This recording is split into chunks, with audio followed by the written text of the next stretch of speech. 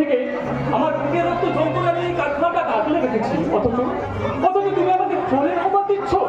তুমি মানছি হয়তো আমি ভুল করেছি, মানে নিজের বিশেষ প্রয়োজনে কারখানার প্রতি সামান্যটা আমি তোমাকে না জানিয়ে হয়তো বিক্রি করে ফেলেছি। আরে সে তো দু একবার নয়, তিনবার তুমি ধরা পড়েছো।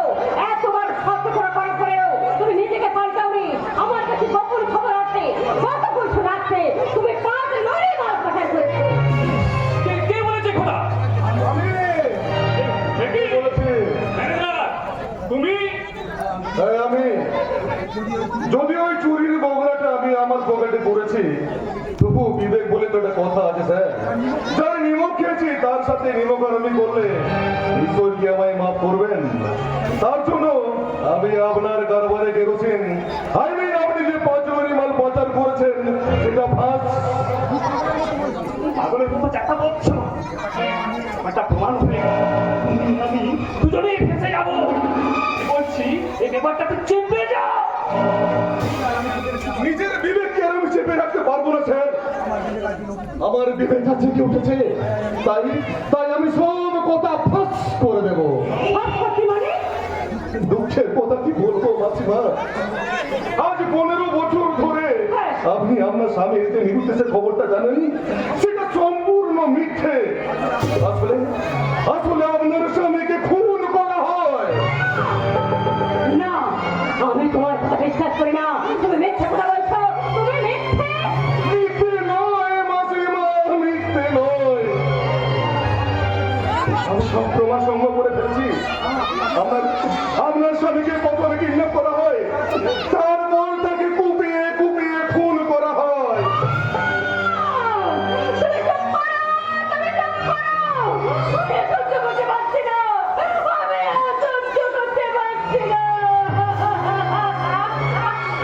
পুরো ভিডিওটা আমার কাছে আছে মাসিমা, কিন্তু দেখলে আপনি সেটা সহ্য করতে পারবেন তো?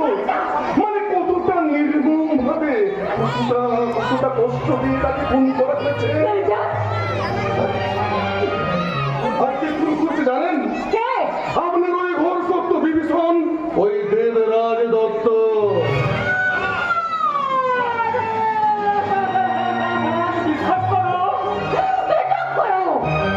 তোমার সব কথা আমি এই ম্যানেজারের মুখ থেকে শুনতে চাই। বলো বলো ম্যানেজার, কে আমার স্বামীকে খুন করেছে? আর সেই খুনের কি প্রমাণ আছে তোমার কাছে? বলো। খুনের প্রমাণ? হ্যাঁ, খুনের পুরো ভিডিও তো আপনার কাছে আছে মাসিমা,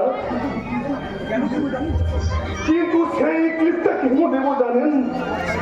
কথাই বলে না, এই পৃথিবীতে স্যার মা নেই, সত্তাতে কিছু নেই মাসিমা। কারণ ছোট্টবেলায় আমি আমার মাকে হারিয়েছি, আর মাকে হারিয়ে আমি খুব কষ্ট পেয়েছি। কিন্তু আপনাকে দেখার পর থেকে আমি সেই কষ্ট ভুলে গেছি মাসিমা, আমি সেই কষ্ট ভুলে গেছি। আর আপনার মধ্যে আমি সে আমার মাকে খুঁজে পেয়েছি, আমি আমার মাকে খুঁজে পেয়েছি।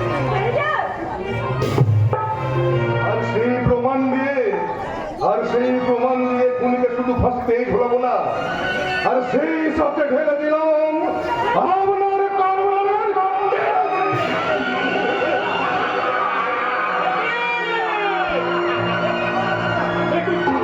কি করবে ম্যানেজার?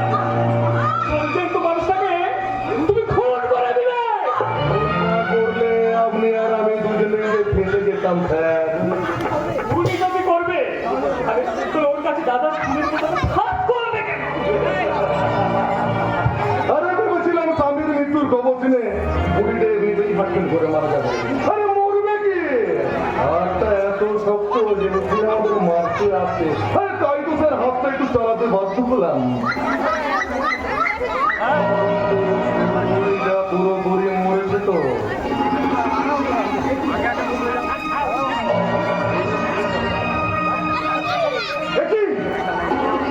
এখনো যে শ্বাস চলছে মনে হচ্ছে, মনে এখনো বেঁচে আছে।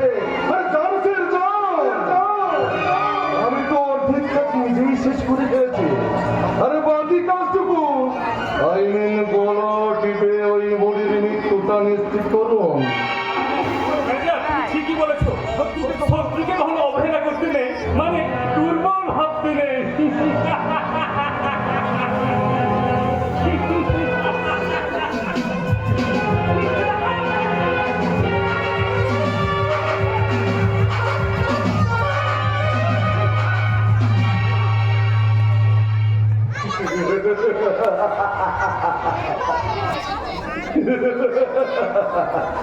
এই ছবিটা এভাবে একদিন আপনার কারবারে কেরোসিন ঢালার মূল মন্ত্র।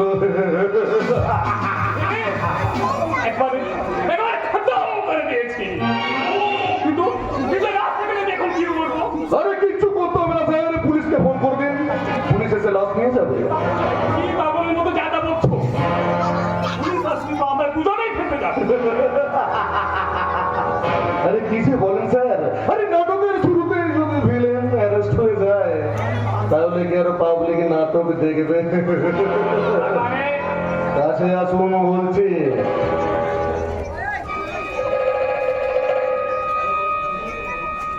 হ্যালো, পুলিশ স্টেশন, আমি দত্তভিলা থেকে বলছি স্যার। তো আমাদের বাড়িতে একটা খুন হয়ে গেছে, আপনারা যত শিগগির পারেন তাড়াতাড়ি চলে আসুন। মা, কাকা, রোহন, আমি এসে গেছি। নমস্কার, চলুন। মাননীয় দর্শক মন্ডলী, নাটকের পরবর্তী অংশ